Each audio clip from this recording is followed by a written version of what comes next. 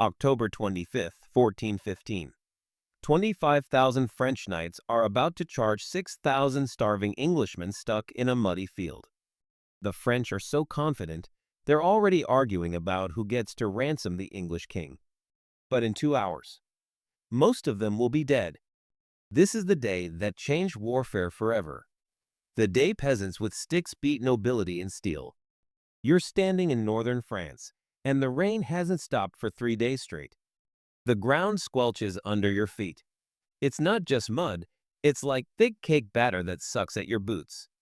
You can smell it too, that mix of wet earth, horse manure, and thousands of unwashed men who've been marching for weeks. The English soldiers around you? They're not heroes from the movies. They're sick, really sick.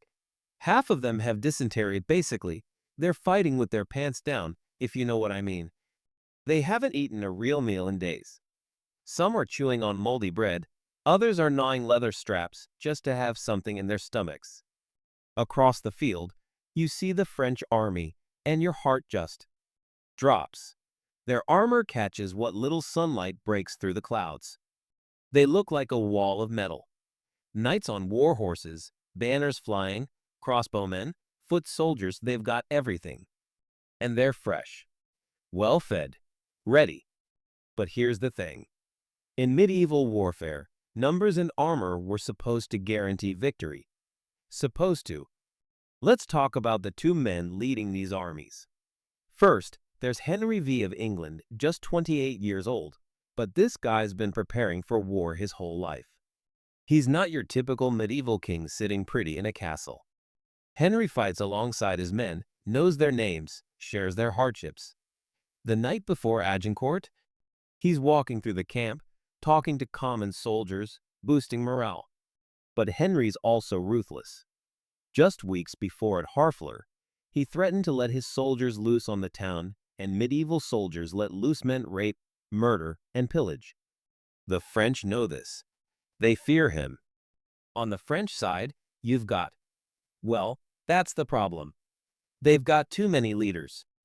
The Constable Charles d'Albret, Marshal Boucicaut, the Dukes of Orleans and Bourbon, they're all bickering about who's in charge. It's like having 5 head coaches for one team, and they all hate each other. Evidence burst. The chronicler Enguerrand de Montstrelet wrote that the French nobles were each wanting to be the first to strike and refused to coordinate. He counted at least 12 major nobles giving contradictory orders that morning.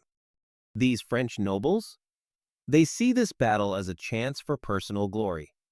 They're literally competing for who gets to capture King Henry for ransom. They've already decided how they'll split the money. So how did these two armies end up facing each other in this muddy field? It goes back to an insult that Henry just couldn't let slide. See, Henry believed he was the rightful king of France through his great-grandmother. Yeah, medieval inheritance was complicated like that. When he sent ambassadors to Paris to discuss his claim, the French Dauphin, that's like the crown prince, sent him a gift. A box of tennis balls. The message? Go play games, little boy. Leave war to real men. Big mistake. Huge. Henry invaded France with about 12,000 men. But here's where things went wrong. He stopped to besiege Harfleur, this fortified port town. Sieges in medieval times were nasty. Disease killed more men than arrows. By the time Harfleur fell after 5 weeks, Henry had lost half his army to dysentery and had to send more home. Evidence burst. Ship records from Southampton show Henry started with 2,000 men at arms and 8,000 archers. After Harfleur, he had maybe 900 men at arms and 5,000 archers left.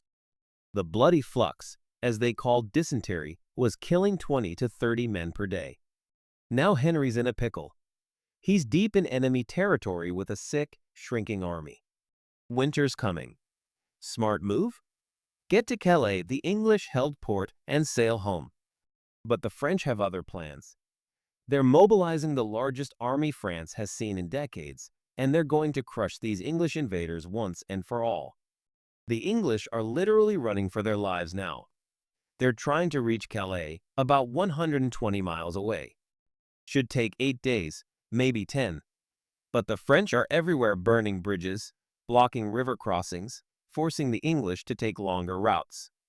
The English are surviving on whatever they can steal from villages. We're talking about knights eating raw vegetables from fields, archers hunting squirrels. One chronicler mentions soldiers licking moisture off their armor in the morning because they're so thirsty. Meanwhile, the French are gathering forces like it's a party. Every noble in France wants in on this. They're so confident, they're bringing wine carts and pavilions for the victory celebration. Some nobles even bring their servants to help count the ransom money they're gonna make. Then comes October 24th. The English crest a hill, and there they are. The entire French army, blocking the road to Calais. There's no way around. Evidence burst. The Gesta Henrici Quinti, written by Henry's chaplain who was actually there, describes the English soldiers falling to their knees and making their peace with God, believing they'd all be dead by morning. He counted banners of 60 French nobles, each leading their own contingent. That night, it rains, and rains, and rains. The field between the two armies, its freshly plowed farmland, turns into a swamp. The French, confident in their victory, party all night, gambling, drinking, boasting about which English lord they'll capture. The English? They spend the night in silence. Henry's ordered complete quiet. Punishment for talking is having your ear cut off. They're praying, sharpening weapons, and probably wondering if they'll see another sunset. Dawn breaks gray and miserable. The rain stopped, but the field, it's a nightmare. The mud's knee-deep in places. The French knights look at it and figure, no problem, we've got horses and armor. Henry knows he can't wait. Every hour means his men get weaker. So he does something crazy. He advances first. His archers plant sharpened stakes in the mud, creating a wooden fence. Then they start shooting. Now here's what you gotta understand about English longbows. These aren't your Robin Hood movie props. These bows have a draw weight of 150 pounds. That's like doing a one-armed pull-up every time you shoot. These archers have trained since childhood.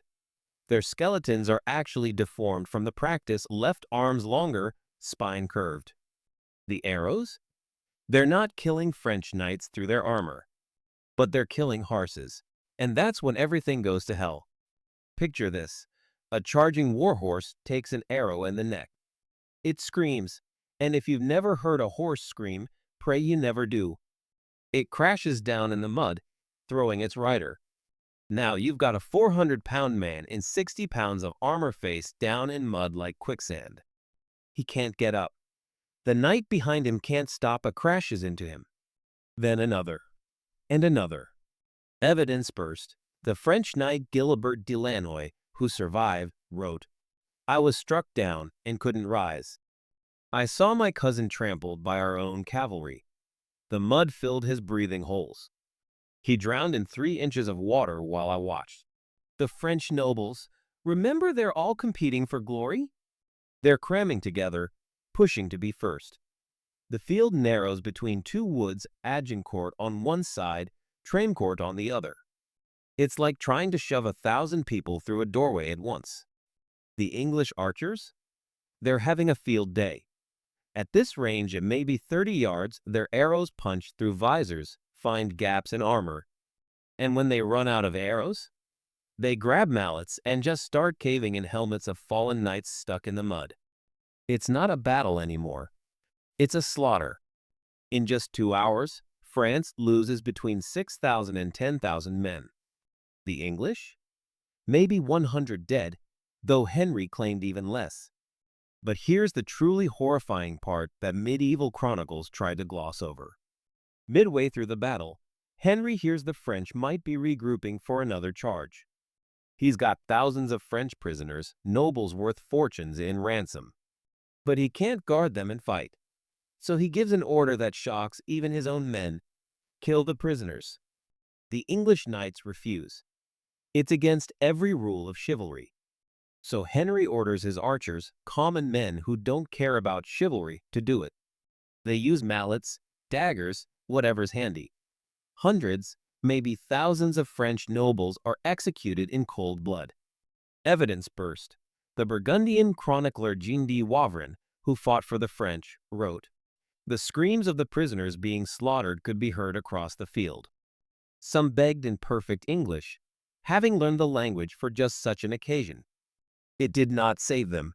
The French dead are so numerous, they're stacked in piles taller than a man." 3 days later, local peasants are still pulling bodies from the mud. The cream of French nobility is gone. The constable, the admiral of France, 3 dukes, 90 lords, 1,500 knights dead in the mud. Some bodies are so trampled, so caked in mud they can't be identified. Nobles who'd spent their lives building reputations are dumped in mass graves with commoners. For France, it's not just a military defeat. It's a social catastrophe. Entire noble bloodlines end in that field. Widows sell their lands to pay debts. Children grow up fatherless. The medieval social order where noble birth meant superiority is shattered. Agincourt changed everything. For 1,000 years, European warfare was about noble cavalry charges, about birth determining who ruled and who served. But on that muddy October day, common men with bows proved that technology and tactics beat bloodline and bravery. The message spread across Europe like wildfire. The age of the mounted knight was ending. The age of professional armies was beginning. Soon, gunpowder would finish what the longbow started. But maybe the real lesson of Agincourt is simpler. It's about hubris, that dangerous cocktail of arrogance and certainty. The French were so sure of victory, they celebrated before the battle began. They saw what they expected to see, starving peasants who'd surely surrender. They didn't see what was actually there. Desperate men with nothing to lose. In the mud of Agincourt, the medieval world died, and from that death, the modern world was born. History isn't just dates and dead kings. It's the story of how we got here, one bloody battle at a time. If you want to hear more stories of the moments that changed everything, make sure to subscribe. Because trust me, Agincourt was just the beginning.